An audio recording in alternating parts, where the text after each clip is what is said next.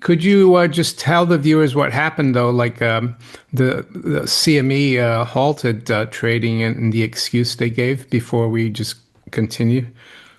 Yeah. So like I was saying, like who the heck would ship silver from the COMEX to the LBMA if the COMEX silver price is more expensive than the LBMA, which temporarily happened, right? So when that happened, the CME all of a sudden said that their service went down. That's just like right there, the official statements. Due to a cooling issue at the Cyrus 1 data center, our markets are currently halted. So my understanding is they're still halting now. So, like that sparked a lot of discussion within on my X accounts, and a lot of people contributed. One person, and you pull it up if you can find it, I gave you the slide, said that, hey, this doesn't make any sense because there's not a lot of trading activity right now. This is Globex hours. First of all, it's after hours. Second is Thanksgiving. So why the heck would the data center overheat? Yeah, one of the lowest trading Volumes, volumes yeah, of the of the year. entire Yeah, year, right? yeah. And then Dario, he's also a contributor and a pretty big account on X, financial analyst. He came out and said, "Hey guys, fun fact: Cyrus One data center is in Illinois, and the cooling issues impacting the CME aren't currently impacting any other client operations of Cyrus One across all data centers." Okay, and then okay, that's telling you that there's like some red flags there, right? If it's a data outage or a server outage, shouldn't the entire Cyrus One data center be offline completely? And of course, like the people, I don't know if they're boss or like the LBMA shows or they just have low IQ. I don't know, but like people come in and they argue about like why the data set the COMEX system is down. But then one of my followers came out and said this, and this guy is actually a IT person who works in this sort of stuff. And I sent you that slide as well, Mario. Okay, you can pull it up. I'll read it. I work in this specific field in IT. Having an order book down more than 5 minutes is for me impossible at their level. They are not beginners, and they have tons of money to have a resilient IT architecture. Having such system down for 1 hour is complete BS. Yeah. So I agree with him. I mean, like, in my opinion, they saw that contango going on. They Mm. saw the price breaking out, and they shut down the system. Yeah, yeah, yeah, yeah, That's what I think happened. yeah, And, based on all the evidence that I just showed the audience, right? yeah. People can argue all day, but Mario, I know you for a while now. In the last 2, 3 years since, gold broke out and silver broke out, there has been a lot of people, suspicious people, who come on our platforms to argue about basic facts and basic knowledge, which I don't understand why. At this point, I can only say that, these people maybe control a position or paid shares to try to confuse the public. I I don't want to be like a conspiracy theorist, but it is appearing to be that. I Excuse me, agree. sorry. I Yeah, agree yeah. because I started working as well in the markets in the late 80s, early 90s. I became a futures and options broker in 1993. And I started falling gold in 2002 after I bought some Krugerrands. And at the time, I was a futures and options broker in the bond market. And I started looking at gold the whole time because you have an interest. And I couldn't believe the price moves that we saw every day, pretty much at the same time. It wasn't like it was a random market. And I could tell it was manipulated. And then I found out about GATA.org, Bill Murphy. A lot of people trying to expose the manipulation. But there's always those who say, oh, you're a conspiracy theorist, that there's nothing to see. And even people in the precious metal space who are into gold and silver, they deny it, some of them. Either they are ignorant and naive and don't know much about markets, or they benefit from this scam. And I bet you a lot of them are going to say the same thing today. And I'm not going to name names, but there are a lot of them out there who are supposed specialists in the precious metals, but they deny. I mean, every other market is manipulated, but when it comes to gold and silver, it's not. So yeah, it smells really bad that yeah, this contango, like you said, was going through the roof, and that's going to stop metal from going to London.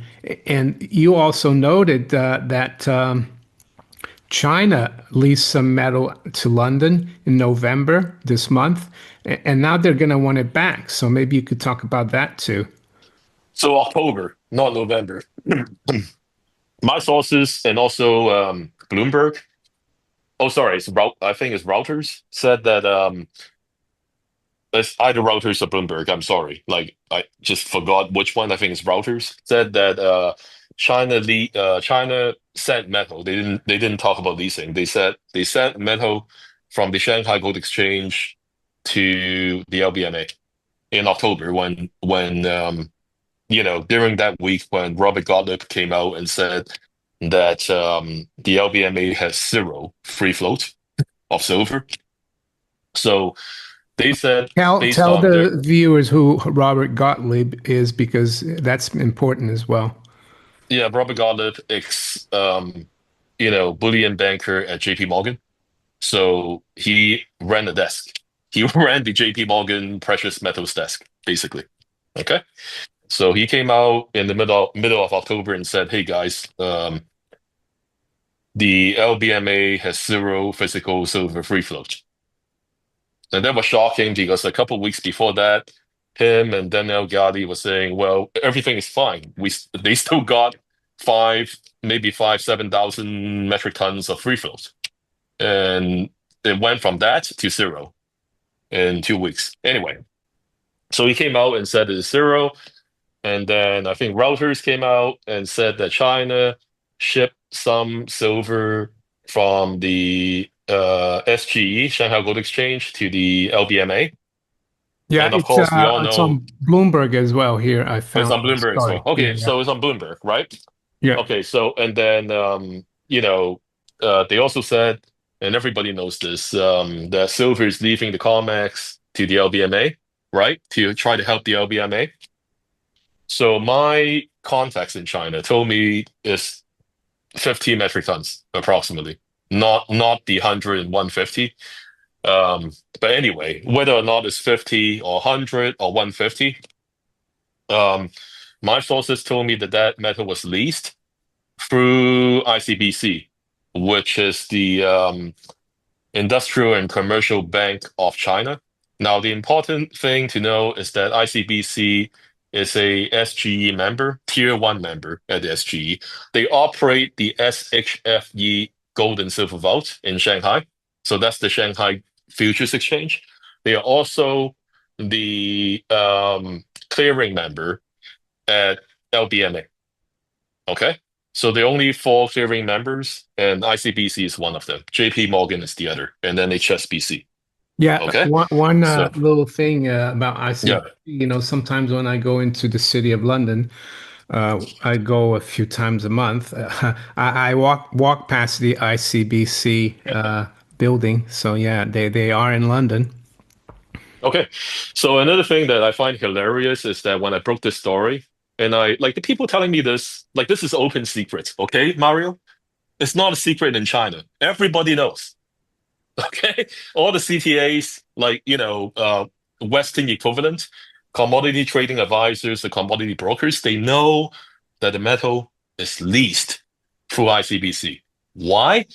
Let's say you're a bullion banker at JP Morgan.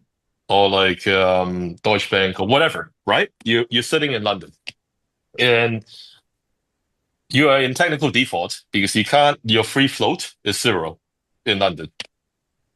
And you got to ship silver to your customer in India.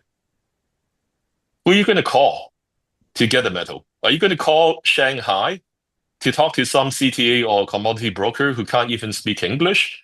Or are you going to call your counterpart sitting in London at ICBC? Come on. I mean, like people shouldn't waste my time. Okay? Let's put it that way. So I think what I was told is plausible. It's most likely that that happened, that they picked up the phone, called ICBC.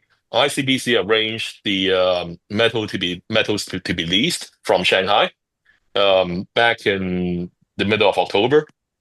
And at some point, this metal has to be returned to China.